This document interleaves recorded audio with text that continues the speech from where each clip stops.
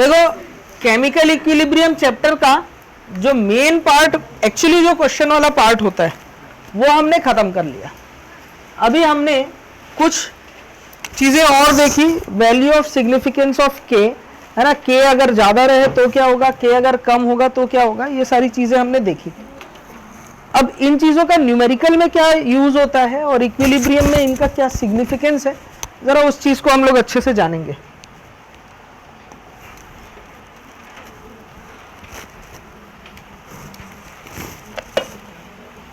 ठीक, तो देखो 3 केस की स्टडी करते हैं हम लोग। Case number first, if Q is less than K, अगर Q की वैल्यू K से क्या है बेटा, कम है। K क्या है, इक्विलिब्रियम कांस्टेंट, Q क्या है, रिएक्शन क्यूशेंट। इक्विलिब्रियम कांस्टेंट अगर ज्यादा है Q से, रिएक्शन क्यूशेंट से अगर वैल्यू ज्यादा है, इसका मतलब ये होगा भाई Q इक्वल्स टू होता है प्रोडक्ट का कंसंट्रेशन अपॉन रिएक्टेंट का कंसंट्रेशन, और K इक्वल्स टू होता है प्रोडक्ट का कंसंट्रेशन अपॉन रिएक्टेंट का कंसंट्रेशन, ये एट टाइम t और ये एट इक्विलिब्रियम है। ठीक है, और अगर K की वैल्यू ज्यादा, इक्विलिब्रियम कांस्टेंट की वैल्यू ज्यादा है, तो इसका मतलब कि प्रोडक्ट का कंसंट्रेशन एट t टाइम इससे ज्यादा होगा प्रोडक्ट का कंसंट्रेशन जो आप कैलकुलेट करोगे इक्विलिब्रियम पे। वो इक्विलिब्रियम पे जो प्रोडक्ट का कंसंट्रेशन है, वो किसी भी टाइम पे जो प्रोडक्ट का कंसंट्रेशन था उससे क्या मिलेगा, ज्यादा मिलेगा। अब इसका मतलब ये हुआ कि अभी रिएक्शन t इक्वल्स टू 0 थी, उसको बंद किया जाए, बंद कर दो उसको। ठीक है, t इक्वल्स टू 0 है, अभी क्या है बेटा, t इक्वल्स टू 0 है, Q की वैल्यू क्या है, 0 है। टाइम बढ़ा, रिएक्टेंट का कंसंट्रेशन कम हुआ, प्रोडक्ट का कंसंट्रेशन बढ़ा, बढ़ते बढ़ते अभी प्रोडक्ट का कंसंट्रेशन मान के चलो 5 है, कितना है, 5। अभी प्रोडक्ट का कंसंट्रेशन बढ़ते जा रहा है, और मैं बोल रहा हूं कि K की वैल्यू ज्यादा है Q से। K कब होता है, इक्विलिब्रियम पे होता है। तो मुझे बताओ इक्विलिब्रियम पे प्रोडक्ट का कंसंट्रेशन बढ़ते बढ़ते मैक्सिमम हो गया होगा, और मैक्सिमम होके क्या हो गया, कांस्टेंट हो गया। इसका मतलब प्रोडक्ट का कंसंट्रेशन एट इक्विलिब्रियम प्रोडक्ट का कंसंट्रेशन एट टाइम t से बहुत बहुत ज्यादा होगा। ये बात समझ में आया। ऐसे कंडीशन में रिएक्शन किधर गई, फॉरवर्ड डायरेक्शन, यानी कब तक, reaction goes to forward direction till equilibrium, जब तक इक्विलिब्रियम ना आ जाए। जब तक इक्विलिब्रियम ना आ जाए तब तक रिएक्शन किधर जाने लगती है, फॉरवर्ड जाने लगती है। और इक्विलिब्रियम पे आते ही रिएक्शन क्यूशेंट की वैल्यू बराबर हो जाती है किसके, K के। बोलो समझ में आया, अरे हुआ करो। ये तो केस नंबर फर्स्ट है, अगर K की वैल्यू Q से ज्यादा हो। Case number second, if Q की वैल्यू ग्रेटर देन हो K से, अगर Q की वैल्यू क्या है, K से ज्यादा है। अब इसका ये कब होता होगा, आप ऐसा समझो, ये ऐसा है कि अब इस कंडीशन में प्रोडक्ट का concentration at time t is very very greater than product का कंसंट्रेशन एट इक्विलिब्रियम। इक्विलिब्रियम में जो प्रोडक्ट का कंसंट्रेशन होगा, प्रोडक्ट का कंसंट्रेशन इक्विलिब्रियम से क्या होता है, ज्यादा होता है। तो गुस्सा होने से फिर हल्क बन जाती है, बहुत मार मारेगी तेरे को, समझ में आ रहा है, ठीक है, लगना नहीं, ठीक है, हाँ देख तेरी चोटी को देख रही है। आगे बढ़ जाओ, इजाजत है अब, ठीक है। प्रोडक्ट का कंसंट्रेशन टी टाइम पे इक्विलिब्रियम के कंसंट्रेशन से क्या होगा, ज्यादा होगा। अब ऐसा क्यों हुआ होगा, क्यू की वैल्यू ज्यादा क्यों आ रही है, जरा समझो। मतलब ऐसा हुआ होगा कि टाइम बढ़ने पर, आप जाहिर सी बात है अगर आपने रिएक्टेंट लेके रिएक्शन शुरू किया होगा तो क्यू की वैल्यू तो कम होगी सर, फिर क्यू की वैल्यू 0 होगी। प्रोडक्ट का कंसंट्रेशन बढ़ा, क्यू की वैल्यू बढ़ी, प्रोडक्ट का कंसंट्रेशन बढ़ा, क्यू की वैल्यू बढ़ी, प्रोडक्ट का कंसंट्रेशन कांस्टेंट हो गया, रिएक्टेंट का कंसंट्रेशन कांस्टेंट हो गया, यानी कि अब क्या आ गया, इक्विलिब्रियम आ गया, तो क्यू बराबर हो गया केसी।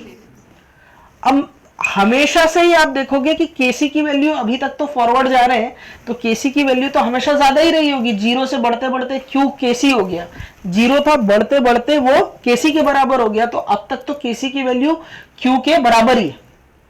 लेकिन ऐसा केस कब आएगा, जब क्यू की वैल्यू ज्यादा और के की वैल्यू कम हो जाए। इक्विलिब्रियम आ चुका है, मैंने क्या किया, बाहर से प्रोडक्ट और मिला दिया, इक्विलिब्रियम आ चुका है, मैंने क्या किया, बाहर से और प्रोडक्ट मिला दिया, तो Q इक्वल्स टू होता है प्रोडक्ट का कंसंट्रेशन अपॉन रिएक्टेंट का कंसंट्रेशन। मैंने बाहर से खूब सारे प्रोडक्ट डाल दिए, तो जैसे ही प्रोडक्ट और मिला दिया Q की वैल्यू क्या हो जाएगी, ज्यादा हो जाएगी, इक्विलिब्रियम डिस्टर्ब हो जाएगा। इक्विलिब्रियम क्या हो जाएगा, डिस्टर्ब हो जाएगा। इक्विलिब्रियम को लगेगा अरे यार मैं तो अभी तो रिएक्टेंट से प्रोडक्ट बनाया था, ये क्या हो गया, इतना सारा प्रोडक्ट कैसे बन गया यार, अब इसे क्या करें।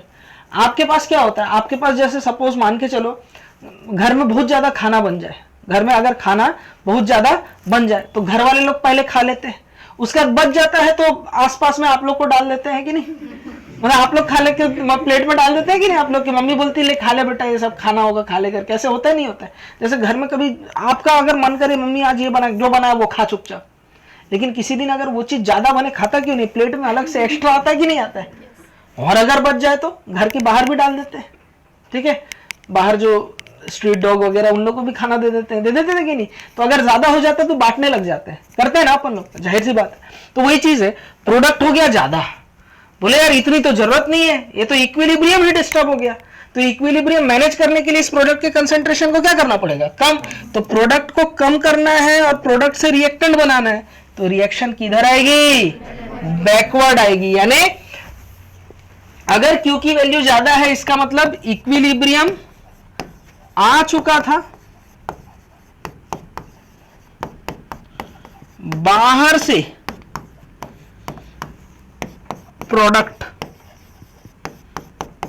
ऐड कर दिए, ठीक है। यानी आपने क्या किया, ओवरऑल इक्विलिब्रियम को डिस्टर्ब किया। हालांकि इस टॉपिक को हम लोग ली चैटलियर प्रिंसिपल में बहुत डिटेल में पढ़ेंगे। तो अगर ऐसा हो जाए Q की वैल्यू कभी भी K से ज्यादा हो तो reaction goes to backward direction, reaction किधर आएगी, बैकवर्ड डायरेक्शन में आएगी। क्या मेरी बात आपको समझ में आया। और ये कब होता है, इक्विलिब्रियम आने के बाद, कब तक, टिल न्यू इक्विलिब्रियम, जब तक नया इक्विलिब्रियम दोबारा ना आ जाए।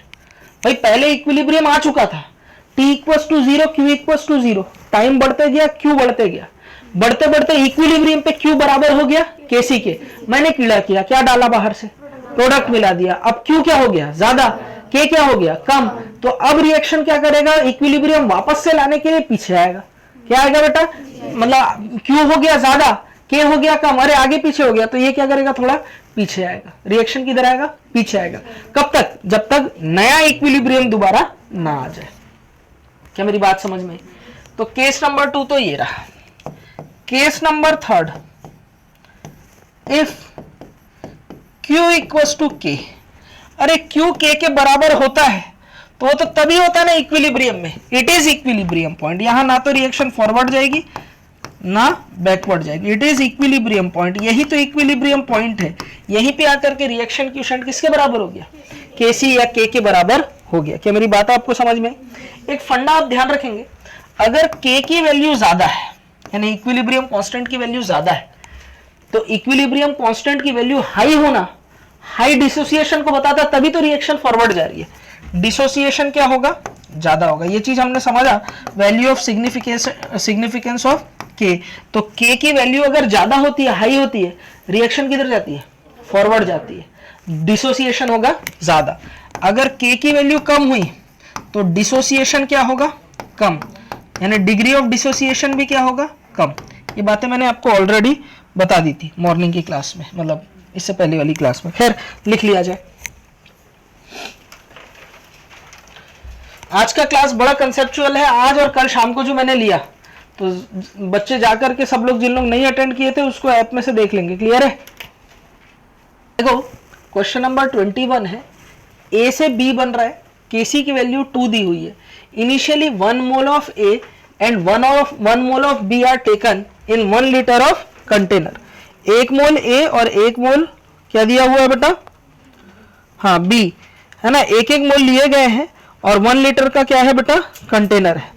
तो आपसे पूछा गया है then calculate direction of the reaction और concentration of A and B at equilibrium. समझना अब तक क्या हो रहा था, कोई भी रिएक्शन थी, तेरा ध्यान नहीं है बेटा, अब तक रिएक्शन हो रहा था, A से B बन रहा था, रिएक्टेंट से प्रोडक्ट बन रहा था, ठीक है। और हम लोग सिर्फ रिएक्टेंट का इनिशियल कंसंट्रेशन या इनिशियल मोल लिए थे, रिएक्टेंट लेके रिएक्शन की शुरुआत किए थे। अब कई बार क्वेश्चन में वो बोलेगा कि रिएक्टेंट भी दे दिया, प्रोडक्ट भी डाल दिया, अब आपको क्या लगेगा कि रिएक्शन फॉरवर्ड जाएगी कि बैकवर्ड जाएगी, ये जानना पड़ेगा। अगर रिएक्शन फॉरवर्ड जा रही है तो फॉरवर्ड की तरफ में इससे तोड़ोगे और इसमें बनाओगे, अगर रिएक्शन बैकवर्ड जा रही है तो प्रोडक्ट में तोड़ोगे, रिएक्टेंट में बनाओगे। समझते हैं बात को। क्वेश्चन है, ध्यान दो, ए गैस से बन रहा है क्या बेटा, बी गैस, ठीक है। T इक्वस टू 0 पे ये 1 मोल है और ये भी कितना है बेटा, 1 मोल। बोलो क्लियर है। T इक्वस टू 0 पे concentration at T equals to 0, concentration कैसे लिखूंगा, ये 1 मोल है, number of moles upon volume of solution. Volume कितना है, कंटेनर का वॉल्यूम कितना है, 1, ये हो जाएगा मोल पर लीटर, ये भी हो जाएगा 1/1 मोल पर लीटर। अब देखो दोनों ही दिया हुआ है तो इसमें डिसोशिएट करूं कि इसमें डिसोशिएट करूं, ये बात जानना है। सबसे पहला काम मैं क्या करूंगा, T इक्वल टू 0 पे रिएक्शन क्यूशेंट निकालूंगा। रिएक्शन क्यूशेंट क्या होता है तन्मय, स्पेसिफिक होता है कि जनरल होता है, जनरल एक्सप्रेशन है कि स्पेसिफिक एक्सप्रेशन है, जनरल एक्सप्रेशन है, किसी भी टाइम पे लिख सकता हूं। तो T इक्वल टू 0 पे रिएक्शन क्यूशेंट, प्रोडक्ट का concentration at time T upon reactant का कंसंट्रेशन एट टाइम T, बोले यही होगा। प्रोडक्ट का कंसंट्रेशन 1, रिएक्टेंट का कंसंट्रेशन 1, यानी रिएक्शन क्यूशेंट की वैल्यू क्या है, 1। अब ध्यान देना, T इक्विलिब्रियम जब आया, सवाल ये पैदा होता है कि इस एक में से x तोड़ूं और इस एक में से x बनाऊं, ये तो तब होगा जब रिएक्शन कब जाएगी, फॉरवर्ड। अगर रिएक्शन बैकवर्ड जा रही है तो इस एक में से x तोड़ूंगा, इस एक में से x जोड़ूंगा। अब किधर जाए इस बात को समझते हैं। Q की वैल्यू 1 है, रिएक्शन में क्या दी हुई है, Kc, Kc की वैल्यू कितनी गिवन है, 2। तो इन दोनों को कंपेयर करने पर मुझे एक बात पता चला, मुझे क्या बात पता चला कि Q से Kc की वैल्यू क्या है, ज्यादा है। तो इसका मतलब रिएक्शन कहां जाएगी, reaction goes to forward direction, है ना। अच्छा, डिग्री ऑफ डिसोसिएशन दिया है क्या, नहीं दिया है, तो हाँ निकाल लेंगे उसको, तो हम कैलकुलेट करके निकाल सकते हैं। मैं मान के चल रहा हूं डिग्री ऑफ डिसोसिएशन x है, रिएक्शन फॉरवर्ड जा रही है, इसका 1 मोल है, यानी एक में से कितना टूटेगा, x टूटेगा, और एक में से कितना बनेगा, x बन जाएगा। क्या मेरी बात आपको समझ में आई, हुआ किया जाए, इसमें से x तोड़ो, इसमें से x जोड़ दिया। अब इस कंडीशन में ये T इक्विलिब्रियम पे नंबर ऑफ मोल्स है, अब कंसंट्रेशन एट इक्विलिब्रियम क्या हो जाएगा, 1 minus x, volume of solution कितना है, 1, 1 plus x, volume of solution कितना है, 1। बोला है, ठीक है। अब इससे मैं Kc निकाल सकता हूं, जरा निकालते हैं Kc। Kc equals to product का कंसंट्रेशन यानी 1 प्लस एक्स अपॉन रिएक्टेंट का कंसंट्रेशन यानी कि 1 माइनस एक्स। इसे सॉल्व करते हैं, Kc की वैल्यू कितनी दी हुई है, गिवन है 2 equals to 1 plus x upon 1 minus x. देखो एक इक्वेशन है, एक अननोन है, सॉल्व करके x की वैल्यू निकालो, फटाफट निकालो सब लोग। x की वैल्यू कितनी आएगी, 1/3। बोलो क्लियर है, अरे हूं हाँ करो। अब जरा समझना इक्विलिब्रियम पे, अच्छा डायरेक्शन ऑफ रिएक्शन तो हमने बता दिया कि reaction goes to forward direction, पहला आंसर तो आ गया। दूसरा पूछ रहा है concentration of A and B at equilibrium, तो दूसरा आंसर देखो, कंसंट्रेशन ऑफ A कितना हो जाएगा, 1 माइनस 1/3 यानी कि 2/3 मूलर, ठीक है। और ये कितना हो जाएगा बताओ, 1 प्लस 1/3 यानी कि 4/3 मूलर। क्लियर है, ये कंसंट्रेशन होगा किसका बेटा, A और B का, लिख लो। अगला क्वेश्चन देखो, सेम क्वेश्चन है, मैंने क्या किया बेटा, Kc की वैल्यू को हाफ कर दिया, Kc की वैल्यू चेंज कर दिया। अब इसे आप बना सकते हो, बना के बताओ। A से B बन रहा है गैस, T इक्वल्स टू 0 पे A का कंसंट्रेशन 1 है, 1 मोल है, B का कितना है बेटा, 1 मोल है। T इक्वल्स टू 0 पे अगर मैं कंसंट्रेशन की बात करूं 1/1 यानी कि 1 मोलर हो जाएगा, ये भी कितना हो जाएगा 1 मोल पर लीटर यानी 1 मोलर। इस कंडीशन में Q यानी रिएक्शन क्यूशेंट निकालूंगा तो उसकी वैल्यू है 1। क्वेश्चन में Kc की वैल्यू कितनी दी हुई है 1/2। अब जरा ध्यान देना, इन दोनों वैल्यूज को अगर मैं नजर डालूं तो मुझे एक बात पता चल रही है कि Kc की वैल्यू लेस देन है Q से, यानी reaction goes to backward direction. Reaction किधर जाएगी, पीछे जाना चाहेगी। तो इसका मतलब P इक्विलिब्रियम पे अगर डिग्री ऑफ डिसोसिएशन को मैं x मान रहा हूं, मैं कुछ भी मान सकता हूं लेकिन मैं यहां x मान रहा हूं या अल्फा मान रहा हूं, तो एक में से यहां अल्फा टूटेगा तो यहाँ एक में से अल्फा बनेगा। स्टोइकियोमेट्रिक रेशियो 1:1 है, तो अगर ये अल्फा टूट रहा है तो ये अल्फा बनेगा। इस बार उल्टा मैंने किया, ठीक है। ये टी इक्विलिब्रियम पे क्या हो गया बेटा, नंबर ऑफ मोल्स। इक्विलिब्रियम पे कंसंट्रेशन के लिए मैं क्या करूंगा बेटा, वॉल्यूम से डिवाइड कर दूंगा। क्योंकि यहाँ वॉल्यूम 1 है तो मैंने 1 से डिवाइड किया। अगर 10 होता, 2 होता, कुछ भी होता तो उससे आप डिवाइड करना, डायरेक्ट मैं यहाँ नहीं करूंगा। तो ये भी हो जाएगा 1 प्लस अल्फा मोलर, ये हो जाएगा 1 माइनस अल्फा मोलर। अब यहां से मैं क्या निकाल सकता हूं, Kc। Kc इक्वल्स टू क्या होगा बताओ, प्रोडक्ट का कंसंट्रेशन यानी B का concentration at equilibrium upon reactant का कंसंट्रेशन यानी A का कंसंट्रेशन एट इक्विलिब्रियम। अब जरा ध्यान देना, Kc की वैल्यू कितनी दी हुई है 1/2, B कितना है 1 माइनस अल्फा, A कितना है 1 प्लस अल्फा। मुझे बताओ सॉल्व करके अल्फा की वैल्यू कितनी आएगी, हाँ अल्फा की वैल्यू कितनी आएगी 1/3। क्या मेरी बात आपको समझ में आई? अब 1/3 की वैल्यू अगर यहाँ पुट करोगे तो 1 प्लस 1/3 यानी यहाँ कितना हो जाएगा बताओ 4/3 मोलर, ये कितना हो जाएगा 2/3 मोलर। तो इस बार reaction goes to backward direction. दूसरा concentration of A at equilibrium, इस बार उल्टा आया, ये हो जाएगा 4/3 मोलर, है ना। और B कितना आएगा, B का कंसंट्रेशन एट इक्विलिब्रियम कितना होगा 2/3 मोलर। पहले कितना था देखो, A का कंसंट्रेशन 2/3, B का 4/3, इस बार A का 4/3, B का 2/3। ये हो गया इस रिएक्शन का मेथड 1। अब देखो होता क्या है, मेथड 1 तो सभी को समझ में आ गया होगा। बच्चा यहाँ गलती क्या करता है, सबसे पहले इसमें से डिसोशिएट करते थे हम लोग, माइनस करते थे, इधर में जोड़ते थे, ये आदत में बना हुआ है। बच्चा एग्जाम की हड़बड़ी में भी यही करता है, यहाँ करता है माइनस, यहाँ करता है प्लस और उल्टा आंसर ला देता है जो पहले का था। लेकिन जबकि रिएक्शन किधर आ रही है, बैकवर्ड आ रही है। तो इसमें से माइनस करना है, इसमें से प्लस करना है। रिएक्टेंट में से, रिएक्टेंट जो है हमारे पास में उसका कंसंट्रेशन क्या होगा, बढ़ेगा, प्रोडक्ट का कंसंट्रेशन क्या होगा, घटेगा। ये करना है ना। दूसरा गलती बच्चा क्या करता है, दूसरी चीज आप समझो, दूसरा बात जो है वो क्या है बताओ। बच्चा गलती ये करता है कि Kc इक्वल्स टू प्रोडक्ट का कंसंट्रेशन अपॉन रिएक्टेंट का कंसंट्रेशन, यही करना है ना। मैंने ये तो नहीं बोला कि फॉरवर्ड बैकवर्ड जाने से Kc का एक्सप्रेशन बदलेगा। भाई इस पर्टिकुलर रिएक्शन के लिए Kc तो यही रहेगी।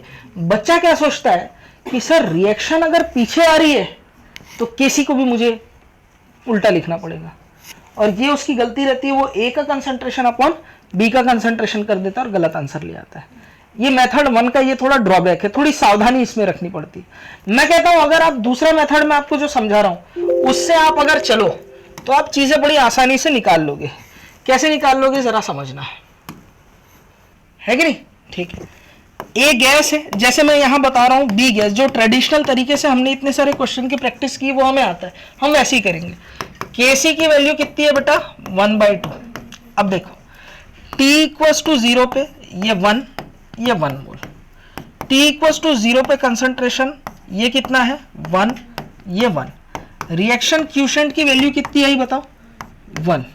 अब यहां पर आप देखोगे तो आपको पता चलेगा कि Kc की वैल्यू लेस देन है Q से, यानी reaction goes to backward direction, backward direction आएगी। अब रिएक्शन बैकवर्ड आ रही है तो क्यों ना मैं रिएक्शन को रिवर्स कर दूं, काम खत्म। रिएक्शन को रिवर्स कैसे करूंगा? रिएक्शन को अगर मैं रिवर्स करता हूं तो आप देखना बी जो प्रोडक्ट था वो रिएक्टेंट हो जाएगा और जो रिएक्टेंट था वो क्या बन जाएगा? प्रोडक्ट। और किसी भी रिएक्शन को रिवर्स करते हैं तो उसका इक्विलिब्रियम कांस्टेंट क्या हो जाता है? इनवर्स। तो k डैश सी की वैल्यू क्या हो जाएगी? 2 हो जाएगी। क्या हो जाएगी? 2। अब जरा ध्यान देना, t इक्वल्स टू 0 पे ये 1 था, ये 1 था। t इक्विलिब्रियम पे 1 में से अल्फा टूटा, 1 में से अल्फा बन गया। कंसंट्रेशन के लिए 1 से डिवाइड भी मैंने कर दिया, ठीक है। तो अब मैं यहां पर क्या लिखूंगा? Kc इक्वल्स टू प्रोडक्ट का कंसंट्रेशन कौन होगा? A at equilibrium upon reactant का कंसंट्रेशन कौन है? B at equilibrium. Kc की वैल्यू कितनी है? K डैश C की वैल्यू कितनी है? 2। तो A का कंसंट्रेशन कितना है बताओ? 1 प्लस एक्स। B का कंसंट्रेशन कितना है? 1 माइनस एक्स। इस एक्सप्रेशन को सॉल्व करके अल्फा निकाल के बताओ। वही क्या? 1/3, ठीक है। अब डिग्री ऑफ डिसोसिएशन 1/3 है, 1/3 यहां पुट करोगे तो इक्विलिब्रियम पे कंसंट्रेशन हमारा कितना आ जाएगा बताओ? 1 माइनस 1/3 यानी कि 2/3। और यहां कितना हो जाएगा? 1 प्लस 1/3 यानी 4/3। यानी ए का कंसंट्रेशन एट इक्विलिब्रियम कितना है? 4/3 मोलर। और बी का कंसंट्रेशन एट इक्विलिब्रियम कितना है? 2/3 मोलर। अरे हूं हाँ करो, ठीक है। पहले के आंसर से मैच करके देखो क्या मैच हो रहा है। ए का 4/3, ए का 4/3, बी का 2/3, बी का 2/3। मैंने क्या किया? सावधानी मैंने शुरू में ही बरत ली। एहतियात के तौर पर मुझे पता चला रिएक्शन पीछे आ रही है तो मैं रिएक्शन को ही रिवर्स कर दूंगा और जो मुझे आता है वो मैं कर लूंगा, तो गलती से बच जाते हैं। ये वाला मेथड भी आप अपना सकते हो, ये वाला मेथड भी कर सकते हो, कोई बड़ी बातचीत नहीं है, ठीक है। ये आपकी चॉइस है, ठीक है। योर लाइफ योर रूल्स, ठीक है, योर मेथड। बोलो बात क्लियर है? हाँ, ये चैप्टर खत्म होने को है ना। कल में मैं आपको, कल के लेक्चर में मैं शुरू कर चुका हूँ लीच एटलियर प्रिंसिपल, ठीक है। तो उसमें थोड़ा सा टाइम देंगे हम लोग, ये सारी चीजें तब ज्यादा काम आएंगी आपके, है ना। तो लीच एटलियर प्रिंसिपल खत्म होते ही मान के चलिए केमिकल इक्विलिब्रियम हमारा फिनिश। फिर हम लोग नेक्स्ट डे से आयनिक शुरू करेंगे। क्या करेंगे? आयनिक इक्विलिब्रियम, है ना। इधर देखो सब लोग, बेहतरीन क्वेश्चन है। यहां पर हम लोग अप्रोक्सीमेशन का कंसेप्ट सीखेंगे, जरा ध्यान देना सब लोग।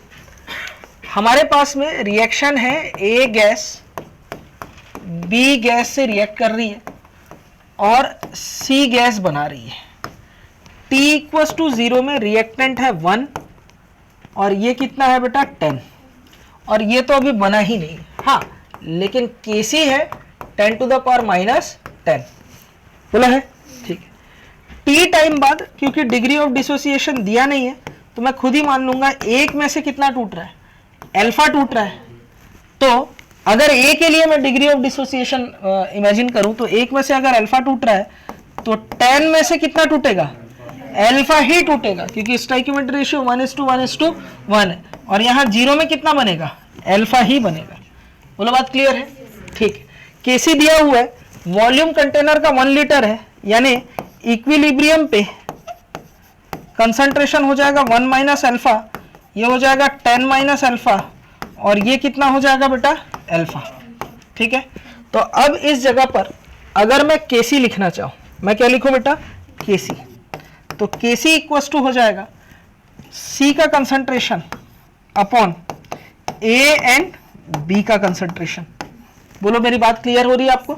ठीक है। सी का कंसंट्रेशन कितना है? अल्फा। ए और बी का कंसंट्रेशन कितना है? 1 माइनस अल्फा इंटू क्या हो जाएगा? 10 माइनस अल्फा। अच्छा, रिएक्शन में, हाँ ठीक है, इसी से बना लेते हैं। बोलो क्लियर है? ठीक है। अब इस इक्वेशन को सॉल्व करके बताओ कितना आ रहा है। केसी की वैल्यू है 10 टू द पावर -10 और यहां पर क्या है बताओ? अल्फा, और ये 1 माइनस अल्फा और ये 10 माइनस अल्फा। इसको सॉल्व करके बताओ कितना आएगा?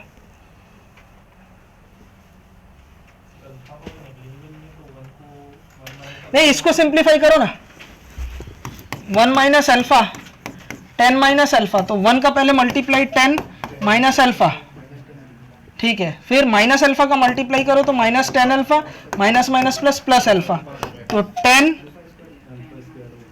हाँ, अल्फा स्क्वायर। ये 10 और ये माइनस कितना हुआ? -11 अल्फा प्लस अल्फा स्क्वायर। बोलिए यही होगा ना? ठीक है, तो यहां पर हो जाएगा, यही होगा ना, तो ये हो जाएगा alpha upon alpha square minus 11 alpha plus 10। ठीक है, चलिए साहब इसको मल्टीप्लाई करो यहां पर और फिर अल्फा की वैल्यू निकालो। देखो ये खुद में एक इक्वेशन है जिसमें 2 अल्फा की वैल्यू निकलेंगे, फिर वो अल्फा इधर मल्टीप्लाई हो रहा है, फिर यहाँ अल्फा है, फिर उससे आप डिवाइड करोगे तो बड़ा कॉम्प्लेक्स इक्वेशन बनेगा।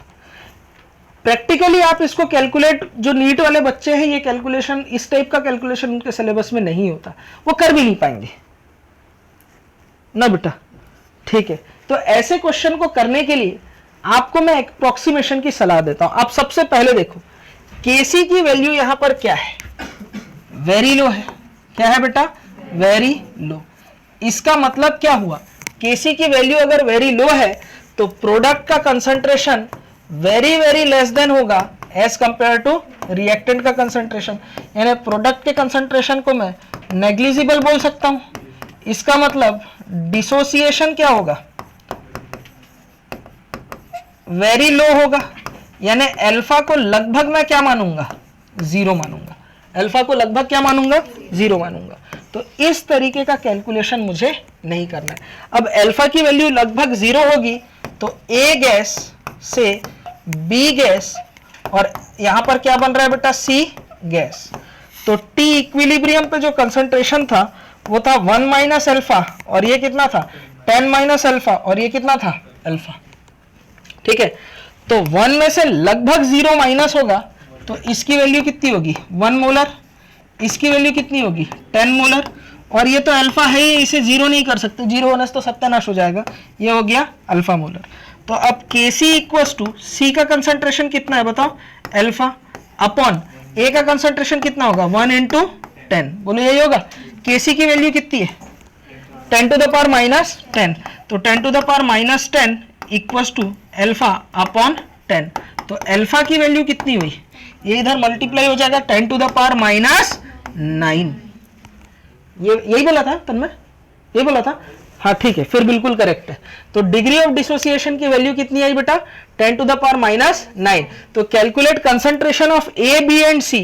तो इक्विलिब्रियम पे कंसंट्रेशन ये जो हम लोग इक्वल करके लिख रहे हैं ये इक्वल नहीं होगा, ये अप्रोक्सीमेशन हम लोग ले रहे हैं। तो लगभग ये 1 मोलर, लगभग ये 10 मोलर, लगभग ये क्या होगा बेटा अल्फा मोलर होगा।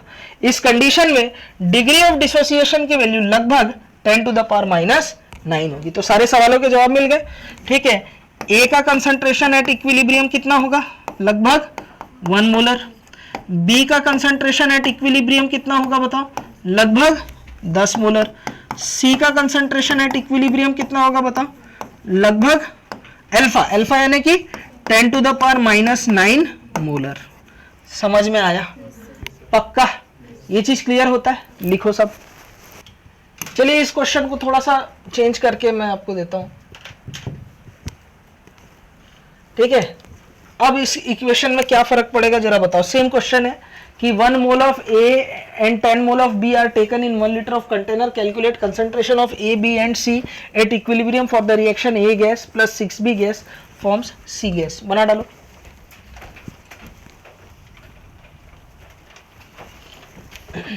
बना सकते हैं क्या,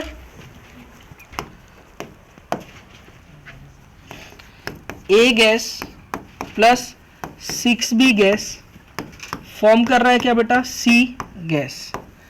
T इक्वल्स टू 0 पे ए कितना मोल है 1 मोल, ये कितना है 10 मोल, सी कितना है 0 मोल। बोलो क्लियर है, ठीक। अच्छा कंसंट्रेशन T पर कंसंट्रेशन भी हम लोग 1 है तो 1 से डिवाइड कर दूंगा तो 1 मोल पर लीटर ही होगा। ठीक है, T टाइम बाद जब इक्विलिब्रियम आ चुका है तो एक में से कितना टूट रहा है, अल्फा अगर टूट रहा है तो 10 में से कितना टूटेगा बताओ। स्टाइकियोमेट्रिक रेशियो 1:6:1 है तो 6 अल्फा टूटेगा। यहां पर कितना बनेगा अल्फा बनेगा। क्लियर है, वॉल्यूम 1 है तो 1 से डिवाइड करूंगा, वही मेरा क्या होगा बेटा कंसंट्रेशन होगा। ठीक है, यहाँ है ना, तो ये चीज हमें क्लियर हो जाती है। अब देखो Kc इक्वल्स टू प्रोडक्ट का कंसंट्रेशन यानी अल्फा अपॉन रिएक्टेंट का कंसंट्रेशन यानी 1 माइनस अल्फा। यहां पर अगर मैं देखूं तो Kc इक्वल्स टू क्या होगा बताओ, C का कंसंट्रेशन कितना है अल्फा अपॉन A का कंसंट्रेशन कितना है 1 माइनस अल्फा इंटू B का कंसंट्रेशन कितना है 10 माइनस 6 अल्फा के पावर में 6। अब देखो Kc की वैल्यू कितनी दी हुई है 10 टू द पावर माइनस 10, यही दी हुई है और इसके बराबर ये है। अगर मैं इस इक्वेशन को सॉल्व करूंगा तो बिल्कुल प्रॉब्लमेटिक हो जाएगा। इस इक्वेशन को सॉल्व करना नॉर्मली पॉसिबल नहीं, कर सकते हैं मैथमेटिक्स उसको भी सॉल्व करवा देता है, लेकिन नीट के मतलब ये थोड़ा सा लेंदी भी हो जाता है, तो यहां हम लोग अप्रोक्सीमेशन काम में लेते हैं। अब देखो Kc की वैल्यू यहां पर क्या है बेटा, वेरी लो है। इसका मतलब K की वैल्यू अगर बहुत लो है यानी कि रिएक्टेंट का कंसंट्रेशन क्या है हमारे पास में बहुत ज्यादा है एज कंपेयर टू प्रोडक्ट। ठीक है, ये बात समझ में आई। और इसके अलावा वेरी लो होने का मतलब भी ये हुआ कि डिसोसिएशन हमारे पास में क्या है, लो होगा। डिसोसिएशन अगर लो होगा तो इसका मतलब अल्फा लगभग किसके बराबर होगा, जीरो के। अल्फा किसके बराबर होगा, जीरो के। यहां जीरो मत कर देना ना तो Kc इक्वल्स टू जीरो हो जाएगा। कई लोग क्या करते हैं, इक्वेशन बना के फिर उसमें अल्फा की वैल्यू जीरो पुट करते हैं। नहीं, जो हमारे पास इक्विलिब्रियम में कंसंट्रेशन है उस पे करना है। ये अगर जीरो होगा तो यहाँ कंसंट्रेशन लगभग कितना होगा 1, यहाँ कंसंट्रेशन 10 माइनस ये जीरो है तो ये हो जाएगा जीरो, ये लगभग कितना होगा 10 और ये है अल्फा। ठीक है, ये क्या है बेटा अल्फा। सी का कंसंट्रेशन लगभग अल्फा के बराबर है। हाँ, जीरो किसी फैक्टर के साथ है, एक तो ये थोड़ा सा है, उसको भी अगर मैं लगभग जीरो, उसको भी अगर मैं नेग्लिजिबल कर दूं, नेग्लिजिबल का भी एक रूल होता है, किसी के एड ऑन में नेग्लिजिबल अगर करते हैं तो 10 में से अल्फा की वैल्यू इतनी छोटी है कि 10 में से ये वैल्यू पूरा नजरअंदाज कर दूंगा, लगभग 10 के बराबर आएगा। यानी प्लस माइनस में नेग्लिजिबल करते हैं। 1 में अल्फा की वैल्यू इतनी छोटी है, लगभग जीरो के बराबर है कि ये वैल्यू लगभग 1 है। अब ये भले छोटी वैल्यू है लेकिन है तो थोड़ा बहुत ही ना, तो इसको एकदम, ये तो किसी में ऐड नहीं हो रहा, इसको ही आप जीरो मान लोगे तो फिर तो खेल ही खत्म हो गया ना। समझ में आ रही बात। तो प्लस माइनस के साथ जो एड ऑन में होता है ना उसे लगभग जीरो माना जाता है अप्रोक्सीमेशन में। ऐसा नहीं जो मल्टीपल में हो या सिंगल हो उसे कभी जीरो नहीं करना। क्या ये बात समझ में है? तो अब यहां पर अगर मैं लिखूं Kc इक्वल्स टू, है ना, अच्छा अब तो लगभग अप्रोक्सीमेशन ही आएगा, तो Kc लगभग बराबर होगा C का कंसंट्रेशन यानी कि अल्फा अपॉन A का कंसंट्रेशन इनटू 10। ठीक है, Kc की वैल्यू कितनी है 10 टू द पावर माइनस 10, लगभग अल्फा बाई 10। तो अल्फा की वैल्यू कितनी हुई 10 टू द पावर माइनस 9। बोलो क्लियर है? तो इसका मतलब A का कंसंट्रेशन एट इक्विलिब्रियम कितना है 1 मोलर, B का कंसंट्रेशन एट इक्विलिब्रियम कितना है बोलो 10 मोलर, C का कंसंट्रेशन एट इक्विलिब्रियम कितना है अल्फा के बराबर है यानी कि 10 to the power minus 9 molar. आप सोचो ये 1 और ये 10 है, C लगभग कितना है 0.00001 2 3 4 5 6 7 8 9, ये इतना। इसके कंपैरिजन में कितना छोटा है ना यार ये नंबर। आप देखो, अरे हुआ करो, तो है तो बहुत कम, लेकिन कितना है वो तो हमें थोड़ा बहुत बताना पड़ेगा ना, इसलिए लगभग ना के बराबर है। जीरो मान भी लूंगा तो इन दोनों के कंपैरिजन में वो वैसे भी जीरो के आसपास ही, लेकिन वैल्यू अगर हमें चाहिए तो ये अल्फा के बराबर होती है और अल्फा की वैल्यू लगभग 10 टू द पावर माइनस 9 है। मतलब यहाँ डिसोसिएशन हुआ ही नहीं है, अल्फा लगभग जीरो के बराबर है। देखो नहीं है क्या? ठीक है, तो ये अप्रोक्सीमेशन होता है न्यूमेरिकल के अप्रोच के लिए और कुछ नहीं। एग्जामिनर इन क्वेश्चंस की हेल्प से सिर्फ आपका मैथमेटिकल अप्रोच देखना चाहेगा, आप ये करके उलझते हो कि ये करके आगे बढ़ते हो, वो ये देखेगा। ठीक है, ये करने का नहीं। हाँ 2 मिनट रुक, ये हो गया अल्फा अपॉन 1 माइनस अल्फा। हाँ बोल क्या, इसको जीरो कर देगा तो 10 के पावर में क्या होगा, हाँ ये क्या हो जाएगा जीरो, क्या होगा जीरो, तो 1, ये 10 टू द पावर 6 और ये 10 टू द पावर माइनस 10। ऐसा नहीं होता, आप नेग्लिजिबल अगर करोगे तो कंसंट्रेशन से करते आओगे।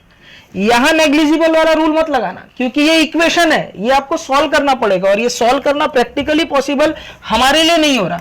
क्योंकि ये प्रैक्टिकली सॉल्व करना पॉसिबल नहीं है, तब हमने इस बारे में विचार किया कि केसी की वैल्यू बहुत लो है, रिएक्टेंट का कंसंट्रेशन प्रोडक्ट के कंप्रेशन में बहुत ज्यादा होगा, तो डिसोसिएशन बहुत कम होगा, तो अल्फा लगभग 0 होगा। और अल्फा अगर लगभग 0 है तो आप यहां पुट करो ना, काम आसान करो ना, आप कॉम्प्लेक्स की तरफ क्यों जा रहे हो? आप अल्फा की वैल्यू लगभग 0 है, तो अल्फा किसमें 1 माइनस अल्फा लगभग क्या होगा 1, 10 माइनस 6 अल्फा लगभग क्या होगा 10, ये अल्फा है तो रहने दो, इसे बना दो केसी का एक्सप्रेशन और आंसर ला। किधर? अच्छा यहां मैंने कुछ मिस्टेक किया क्या? अच्छा हाँ हाँ हाँ हाँ, करेक्ट करेक्ट करेक्ट, ये हो जाएगा सी का कंसंट्रेशन अल्फा अपॉन ए का कंसंट्रेशन इंटू बी का कंसंट्रेशन की पावर में क्या होगा 6, बिल्कुल करेक्ट है। तो ये हो जाएगा 10 टू द पावर 6, तो 10 टू द पावर माइनस, ये कितना हो जाएगा -4, हाँ ये मिस्टेक था, सॉरी माफ करना मुझे। तो ये हो जाएगा 10 टू द पावर -4, और ये तो 10 मोलर है ही है, लिख लो, करेक्ट है। अब तो ठीक है ना, क्लियर ना? 10 माइनस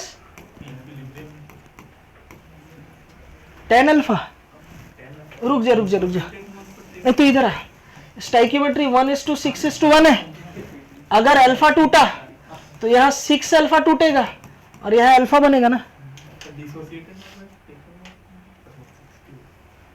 नहीं आना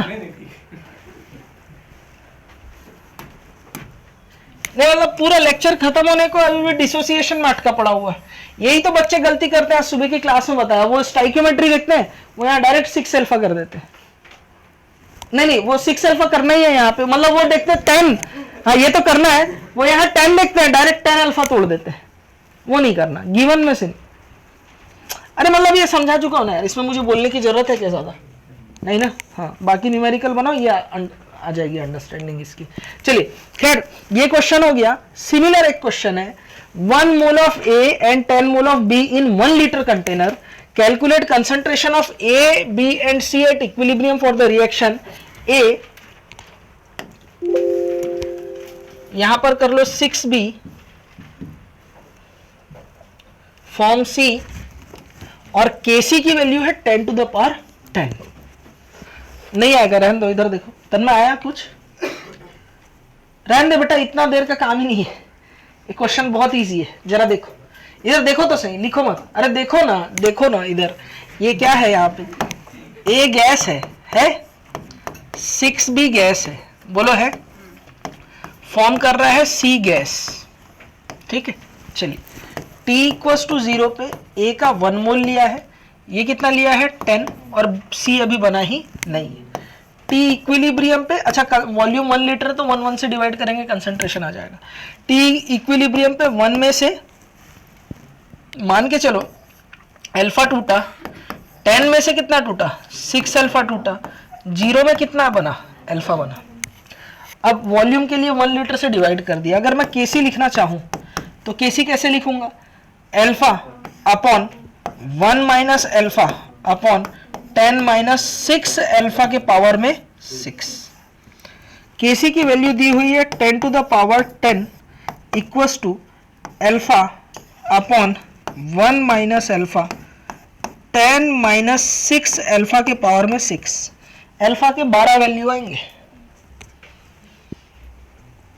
खतरनाक इक्वेशन बनेगा। कौन सा इक्वेशन होगा ये? क्वाड्रेटिक इक्वेशन तो है नहीं, क्या बनेगा? कुछ फंक्शन इसका निकाल के तुम लोग करते हो ना, कुछ कुछ लगा के, क्या क्या करते हैं ना, आई क्या वेवी कर्व मेथड। तो ये बेबी कर्व मेथड लगा करके इसमें इंटरवल लगा के करके बताओ अल्फा की वैल्यू कितनी। देखो आंसर इससे तो आने से रहा है ना, क्लियर है? तो ये तो अपन नहीं करेंगे। अब जरा समझना बेटा, मेरे पास में केसी की वैल्यू 10 टू द पावर 10 है, यानी ये वैल्यू वेरी हाई है। क्या है बेटा? वेरी हाई है। अब वेरी हाई वैल्यू होगा तो मुझे बताओ प्रोडक्ट का कंसंट्रेशन एट इक्विलिब्रियम, रिएक्टेंट का कंसंट्रेशन एट इक्विलिब्रियम के की वैल्यू बहुत हाई होने का मतलब डिसोसिएशन ज्यादा, यानी रिएक्टेंट ज्यादा से ज्यादा प्रोडक्ट में कन्वर्ट हुआ है, यानी प्रोडक्ट का कंसंट्रेशन बहुत बहुत ज्यादा होगा रिएक्टेंट से, यानी रिएक्टेंट का कंसंट्रेशन मेरे लिए क्या होगा, नेग्लिजिबल होगा। यानी मैं ये मान के चल सकता हूं, एज्यूमिंग मैं ये मान सकता हूं कि जो रिएक्टेंट है वो 100% क्या हुआ है बेटा, कंज्यूम हो गया या डिसोशिएट हो गया, जो आप बोलना चाहे। क्या मेरी बात आपको समझ में? यानी रिएक्टेंट 100% खर्च हो चुका होगा। अब जरा ध्यान देना, इस क्वेश्चन को अब हम लोग कैसे बनाएंगे देखना, ठीक है। इधर देखो, ये A क्या है, गैस, ये 6B क्या है, गैस, फॉर्म कर रहा है इक्विलिब्रियम में क्या बेटा, C, गैस, ठीक है। चलिए बॉस आगे बढ़ते हैं, ठीक है। यहां पर गिवन मोल्स यानी कि T इक्वल्स टू 0 पे कितना दिया है, ये कितना दिया है 1, ये कितना दिया है 10, ये कितना 0। चलो स्टाइकियोमेट्री रेशियो क्या है इनका बताओ, 1:6:1 बोला है। चलो G ये गिवन मोल अपॉन S करो, सबसे वैल्यू छोटी कौन सी है, A के लिए 1 आ रहा है, ये 10/6 यानी 5/3, 5/3 यानी 1 से ज्यादा होगा, यानी ये होगा मेरे पास में कौन, लिमिटिंग रिएजेंट, और ये मेरे पास होगा कौन, एक्सेस रिएजेंट। आ रहा है, हूं हा करो।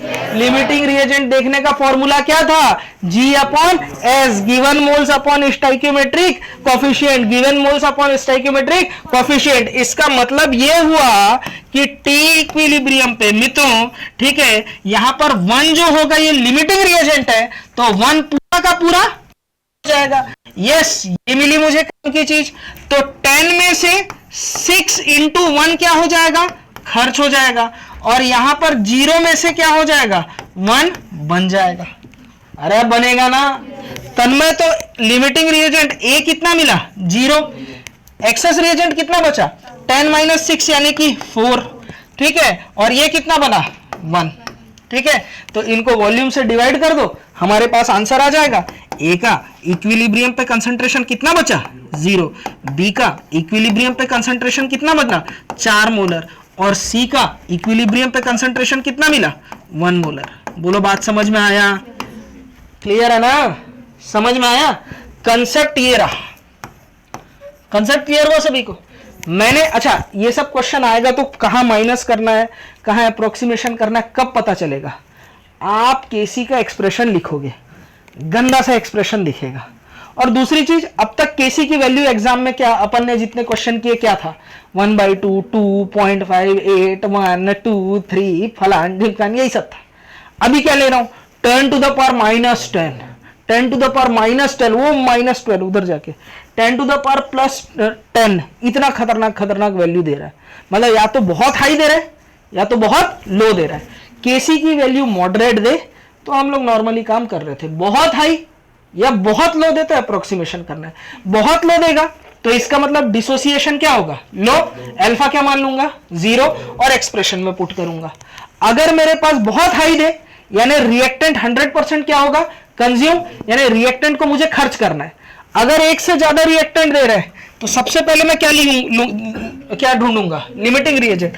लिमिटिंग रिएजेंट को 100% खर्च कर दूंगा, एक्सेस रिएजेंट में से उसको क्या कर दूंगा, स्टाइकियोमेट्रिक कोफिशिएंट की, ये मिली काम की चीज।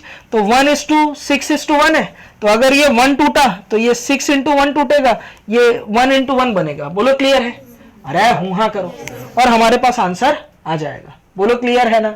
आप इसे लॉ ऑफ इक्विवेलेंसी से भी बना सकते थे, इसके ग्राम इक्विवेलेंट इसके और इसके सबके बराबर कर दो, आ जाएगा।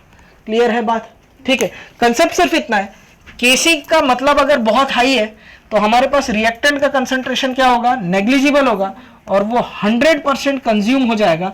ये मानते हुए मैं क्वेश्चन डील करूंगा। क्या मेरी बात आपको समझ में आई? छापो, मतलब तुझे नहीं आता होगा लेकिन कुछ तो मैथमेटिक्स होता होगा जिससे बन जाता होगा। कुछ कुछ करते हैं ना, सांप वाप बुलाते हैं, इंटीग्रेशन डिफरेंशिएशन वगैरह, ऐसा कुछ कुछ तो करते हैं ना, फंक्शन वंक्शन लिखते हैं, लॉग वगैरह करते हैं, क्या क्या तो फॉर्मूला लगाते हैं।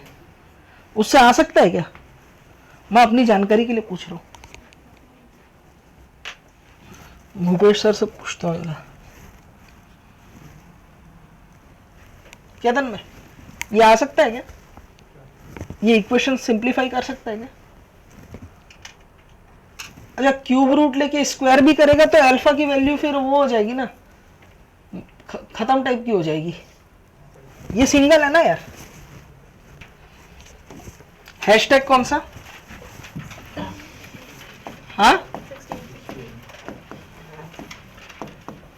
Homogeneous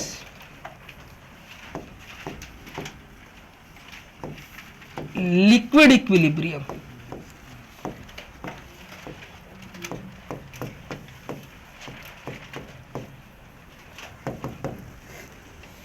At equilibrium, all components are liquid.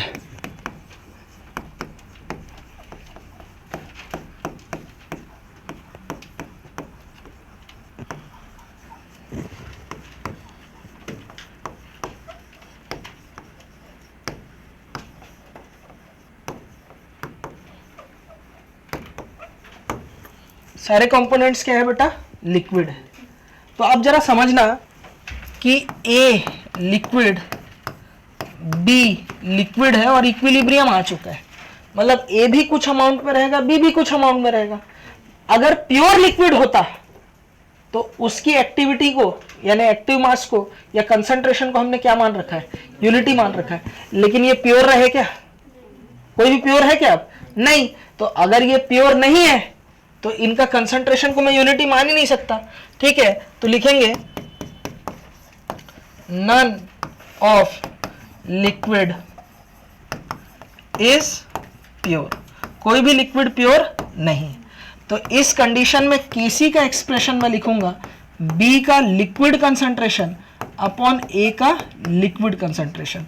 इस केस में होमोजेनियस लिक्विड इक्विलिब्रियम में केपी की बात हम लोग नहीं करेंगे।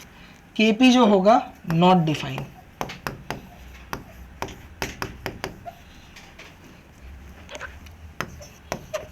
इसके लिए केपी की कैलकुलेशन हम लोग नहीं करेंगे। शर्त सिर्फ इतनी है कि सारे जो हैं वो क्या होने चाहिए? कंपोनेंट लिक्विड होना चाहिए। कोई भी गैस, कोई भी सॉलिड फेस नहीं होना चाहिए, है ना। होमोजीनियस लिक्विड इक्विलिब्रियम होना चाहिए। देखो एक क्वेश्चन है, इनिशियली 1 मोल ऑफ ईच, ठीक है, ये क्या है बेटा? CH3CO C2H5, इसे क्या बोलते हैं? एस्टर बोलते हैं। क्या बोलते हैं? Ester. And water are taken. If 20% of ester is consume till equilibrium, calculate Kc। Solve कर सकते हो। देखो रिएक्शन है, ये भी लिक्विड, ये भी लिक्विड, लिक्विड लिक्विड, तो ये होमोजीनियस लिक्विड इक्विलिब्रियम है। तो इसके लिए Kc, अच्छा Kp नहीं डिफाइन होगा।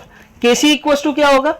है ना, एसिड का कंसंट्रेशन इनटू अल्कोहल का कंसंट्रेशन अपॉन एस्टर का कंसंट्रेशन अपॉन वाटर का कंसंट्रेशन। क्लियर है? अच्छा ये क्या है? Hydrolysis of ester. इसका ऑर्डर क्या है रिएक्शन का? Pseudo first order reaction. पढ़ लिया ना? ठीक है, हाइड्रोलिसिस ऑफ एस्टर। चलिए मैं बनाऊं कि आप बना लोगे? CH3 COO C2H5 लिक्विड, बातें ना करें, H2O लिक्विड, क्या बन रहा है? CH3 COOH liquid plus C2H5 OH liquid. अच्छा, होमोजीनियस लिक्विड इक्विलिब्रियम के लिए हमारे पास में देखो डेल्टा Ng की वैल्यू तो हमेशा 0 आएगी। भाई यहाँ कोई भी गैस तो है नहीं, तो इसका मतलब यहाँ Kc और Kc का जो एक्सप्रेशन आप लिखोगे इस होमोजीनियस इक्विलिब्रियम, मतलब इस होमोजीनियस लिक्विड इक्विलिब्रियम के लिए हमेशा Kc क्या होगा? यूनिटलेस। अरे ये बात तो हमने पहले ही एक्सेप्ट कर रखा है कि Kc और Kp एक्चुअली में यूनिटलेस ही होता है थर्मोडायनेमिकली। थर्मोडायनेमिक इक्विलिब्रियम से ये चीज आया था, याद आ रहा है ना? ठीक है, समझ में आया? ठीक, चलिए देखो T इक्वल्स टू 0 पे कितना मोल है इसका? 1। ये कितना है? 1। ये कितना? 0। ये कितना? 0, है ना। अब T टाइम बाद जब इक्विलिब्रियम आया, डिग्री ऑफ डिसोसिएशन दिया हुआ है क्या? यस दिया हुआ है। 20%, 25% ऑफ एस्टर, यानी डिग्री ऑफ डिसोसिएशन कितना? 0.25, यानी 1 में से 0.25 टूटा तो ये एक ही तो है। 1 माइनस 0.25, 1:1:1:1 है, 1 माइनस 0.25, यहाँ क्या होगा? 0 प्लस 0.25, यहाँ क्या होगा? 0 प्लस 0.25। अरे हुआ करो, तो यहाँ कितना हो जाएगा? 0.75, ये कितना होगा? 0.75, ये कितना होगा? 0.25, ये कितना होगा? 0.25। अरे हुआ करो, 0.75 को क्या लिख सकता हूँ 3/4, अरे लिख सकता हूँ ना, ठीक है, ज्यादा अच्छा रहेगा। 3/4 कर लेते हैं, इसे 3/4 कर लेते हैं, इसे 1/4 कर लेते हैं, इसे 1/4 कर लेते हैं। ये तो हो गया इक्विलिब्रियम पे। अच्छा वॉल्यूम कितना है, हाँ नहीं दिया है, मतलब यूनिट मान के चलेंगे। ये हमारे पास इक्विलिब्रियम पे क्या हो गया, कंसंट्रेशन हो गया। तो Kc इक्वल्स टू क्या हो जाएगा 1/4 इंटू 1/4 डिवाइडेड बाई 3/4 इंटू 3/4।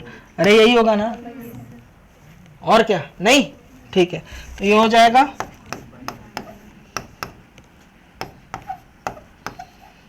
यानी 1/9, ठीक है। और Kc की यूनिट क्या होगी, यूनिटलेस। तो ये कहानी थी किसकी बेटा, आज के क्लास की। मिलेंगे अगली क्लास में, यानी कि कल। और कल की क्लास में तन्मय मैं पढ़ाने वाला हूं क्या बेटा, सबसे पहले हम लोग पढ़ेंगे, क्या बोल रहा था तू, हाँ, relation between degree of dissociation and vapour density, उसके कुछ ग्राफ करेंगे। और उसके बाद फाइनली हम लोग किधर बढ़ चुके होंगे, थर्मोडायनेमिक इक्विलिब्रियम कांस्टेंट की तरफ, यानी थर्मोडायनेमिक्स फॉर इक्विलिब्रियम।